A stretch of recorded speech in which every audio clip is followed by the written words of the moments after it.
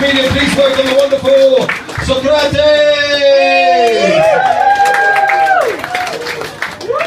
Thank you so much. Here we go for Ken. Yeah, it's Nutty Anitas' birthday, but give it up for Ken is actually the guy who kind of started the Amsterdam scene. He's either the father, grandfather, or possibly the godfather of the Amsterdam comedy scene. So thank you so much, Ken Parson, for making this happen. Keep it going. We all appreciate it. Thank you. So, you know, my name is Socrates. I am American. Yeah, I just thought I should admit it right off the bat. Are you guys having a new year so far? Yeah, I guess you've been looking at the news, huh? I think the idea of wishing people a happy new year is like overly optimistic. Right? I mean, that's a whole year. It hasn't happened, you know? So recently I've just been wishing people a happy new week. But that has not worked out. Not in the last couple weeks anyway. So I'm trying to lower my expectations down and down. So now I'm wishing happy new second. Because it's a pretty good chance you can have a happy second, right? Now, obviously I'm not wishing every second because that'd become, you know, a lot of work. So I'm narrowing it down, right? What I celebrate is 12 o'clock, 34 minutes, and 56 seconds. See, when it turns from 55 to 56, woo! Because you can't really go that wrong, right? Now, okay, what am I celebrating? Well, for one thing, I was up by noon. Woo! Again, if you set your expectations lower and lower, it can work out better for you, you know what I'm saying? I like to achieve, you know, I just don't like to fail. It's like recently it's been one of those same shit, different day kind of experiences, you know? And that, I thought that was bad, but it got worse. Because now it's been like different shit, same day. It's horrible, you know? So I'm trying to, like, you know, live my best life, as they say. So I go to the sauna. You know, it's relaxing. I get to sweat. There's a lot of naked people, you know. And I like the naked young women, you know. It's good for me, you know. At my age, you know, seeing young naked girls, it's good for my heart, you know. I consider it my cardio.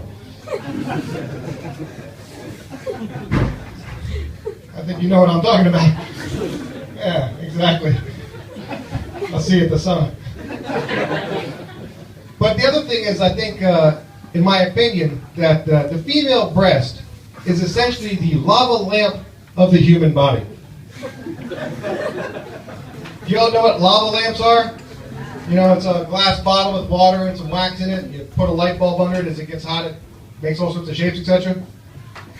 Because if you don't know what a lava lamp is, the rest of this joke is going to fall extremely flat. Which, ironically, is how this whole thing starts.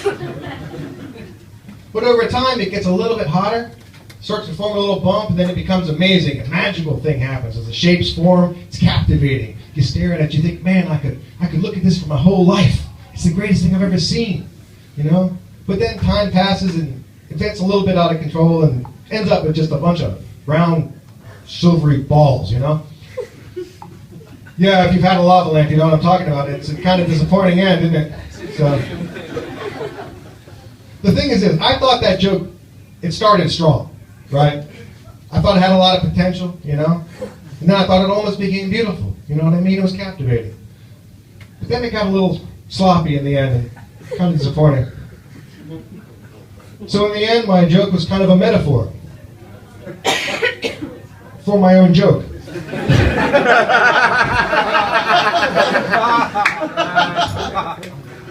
So you can probably tell that I have a hard time attracting women with my personality. So I'm trying to figure out other ways, you know, I'm trying to become, like, you know, impressive and dangerous, you know, so I've been committing some crimes for the Instagram, you know, it's impressive. But I'm like, you know, I'm trying to do easy crimes, you know, like, can I have your wallet? That was easy. Wasn't all that successful because I didn't get shit out of it, but I appreciate the offer. I like that. So now I've been trying to do it because that was the first time it ever worked. What I've been doing was crimes that I think I could get away with, you know, and succeed at. Like recently, I've been trying to steal that walking stick that the blind people use. Because it's easy, you know. They don't see it coming. And what are they going to do? You know what I mean? They're not going to go running off to the police, you know. Not without that stick, they're not. And let's face it, without an eyewitness report, they got nothing. You know?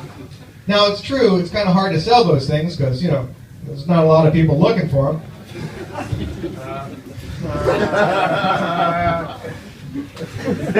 Laura knows, she met these people. No, they weren't looking. But, you know, that's the thing. I'm still trying to, like, you know, make money because of living and the women thing. It's an easier way to do it. So I came up with a new product recently. It's just for the Dutch market. It's a peanut butter called Helaas Pindakaas. That way, you know, like, save money because it's not really high quality. Because if people complain, we just say, hey, Helaas Pindakaas. Now, if you don't know, that is a Dutch saying. In fact, it's a stupid Dutch saying that literally translates into, oh, well, peanut butter. And a Dutch person will say this to you when something bad just happened. Like you missed your train. Oh, well, peanut butter, Helaas Pindakaas. It's a really horrible thing to say. I don't get it. But nonetheless, I'm going to give you guys a travel tip. If you go to New York City, and you're in a bathroom, and some guy drops his toilet into the phone, his phone into the toilet, and you say to him, oh, well, peanut butter. Expect to be punched in the nose, all right? And if you call the cops and you explain to them what happened, the cop is probably going to punch you in the nose too. And then he'll say, oh, well, peanut butter. It could happen, all I'm saying. So I was recently saw that, back to the business topic, that Uber is starting a new door-to-door prostitution service. They're going to call it Puber. That's the thing, though. If it's a really good thing, you don't need to advertise. You know, it's like McDonald's is constantly pushing their product because nobody would eat it otherwise. You know, but in my life, I have never seen an advertisement for pussy. Right? I heard about it years before I ever saw it. You know, and when I finally saw it, I had no idea what to do with it. You know, this was before the internet when I was growing up. You know, I really could have used an advertisement. You know, maybe an infomercial or something like that. You know what I mean? We all could use that infomercial, couldn't we? Yeah, see, you saw her face. But I mean, would it have a warning label with it? You know, pussy may cause euphoria and depression. I'm not sure, that's all I'm saying. But, so I'm still trying to get laid, you know. Appreciate that. You still use that word, or you just call it chlamydia now?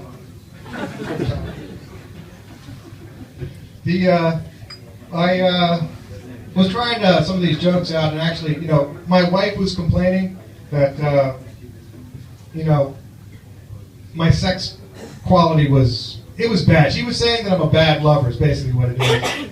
And I decided I had to get some professional help. So I went to a prostitute. And when we were done, she told me, she gave me my money back, actually. She told me she didn't know what that was, but that was not sex.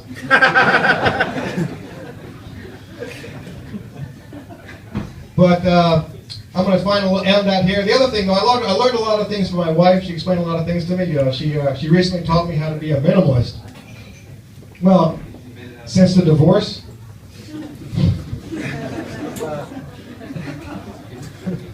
The only last thing I'll tell you is you got to follow your dreams. You know what I mean? Don't be held back by other people's beliefs. A friend of mine, he's a flat earther. It's all right. But he's also a globalist. Don't let the people hold you back. My name is Socrates. Thank you all, the great brothers.